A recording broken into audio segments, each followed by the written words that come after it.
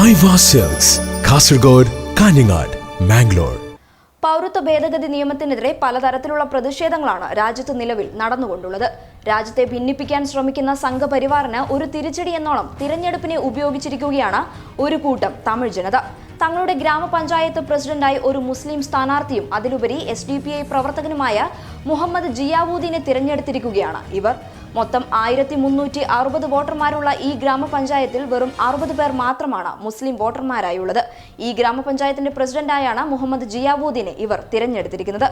പ്രളയ രക്ഷാ പ്രവർത്തനങ്ങളിലൂടെയും പുനരധിവാസ പ്രവർത്തനങ്ങളിലൂടെയും ഈ ജനതയുടെ പ്രിയങ്കരനായി മാറിയ നേതാവാണ് ജിയാവുദ്ദീൻ. അതിലുപരി 10 ലക്ഷം രൂപയ്ക്ക് ഒരു ഹിന്ദു സ്ഥാനാർത്ഥിക്ക് വേണ്ടി ലേലമുറപ്പിച്ച ഗ്രാമപഞ്ചായത്ത് കൂടിയായിരുന്നു ഇത്. ഇവിടെയാണ് 17 വോട്ടുകൾക്ക് ജിയാവുദ്ദീൻ വിജയിച്ചിരിക്കുന്നത്. പുതുക്കോട്ട ജില്ലയിലെ സെരിയാളൂർ ഇനാം ഗ്രാമപഞ്ചായത്ത് പ്രസിഡന്റായാണ് SDPI പുതുക്കോട്ട വെസ്റ്റ് ജില്ലാ പ്രസിഡന്റ് കൂടിയായ ജിയാവുദ്ദീനെ തിരഞ്ഞെടുത്തത്.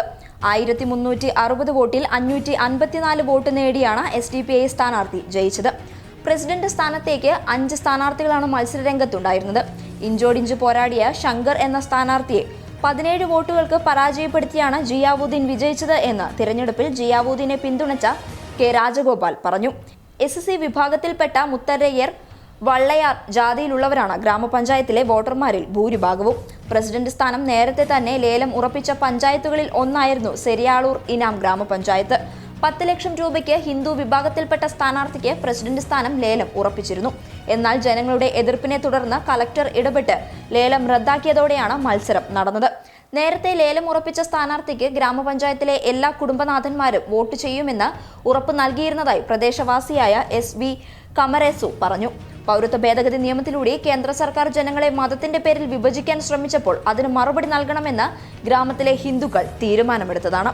ഗ്രാമപഞ്ചായത്ത് പ്രസിഡന്റ് സ്ഥാനത്തേക്ക് മുസ്ലിം സ്ഥാനാർത്ഥിയെ തിരഞ്ഞെടുത്ത് ഞങ്ങളുടെ ഗ്രാമപഞ്ചായത്തിലെ മതേതരമായ ഐക്യം ഉറപ്പാക്കുകയായിരുന്നു എന്ന് SV കമരസു കൂട്ടിച്ചേർത്തു.